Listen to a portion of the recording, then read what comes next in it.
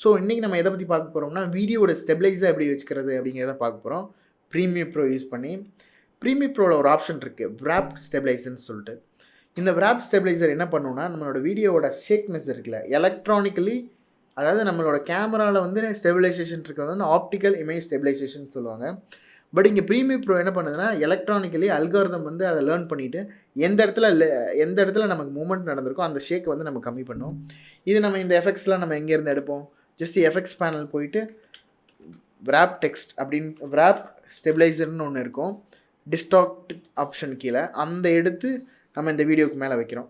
ஆக்சுவலாக இந்த வீடியோ வந்து என்ன நடக்குது அப்படின்னு நான் இதுக்கு முன்னாடி இதோட ப்ரிவ்யூ பார்த்துங்க. இது எப்படி இருக்குது, எந்தளவுக்கு ஷேக்காக இருக்குன்னு நீங்கள் பார்த்துங்க. அதாவது இந்த வீடியோ ஃபாஸ்ட் பண்ணையில் உங்களுக்கு தெரியும், அந்த இடத்துல உங்களுக்கு வந்து ஒரு ஷேக் நடந்திருக்கு.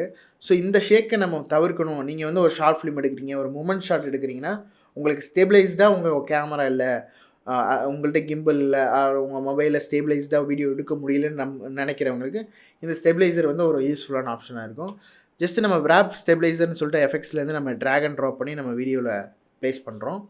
பேஸ்ட் பண்ணதுக்கப்புறம் உங்களுக்கு வந்து பேக்ரவுண்ட்லேயே அந்த வீடியோ வந்து அனலைஸ் ஆகும். அதாவது ப்ரீமியர் ப்ரோ 4 to 5 minutes எடுத்துகிட்டு உங்களோட சிஸ்டமோட கான்ஃபிகரேஷன் பொறுத்து ப்ரீமியர் ப்ரோவே வந்து உங்களுக்கு வந்து அந்த ஸ்டெபிலைசேஷன் வந்து உங்களுக்கு ப்ராசஸ் பண்ணுது. இப்போ பாரு 100% கம்ப்ளீட் ஆயிடுச்சு, ஸ்டெபிளைஸ்டு அப்படின்னு காட்டும் உங்களுக்கு ஃபுல்லாக கம்ப்ளீட் ஆனோன்னே.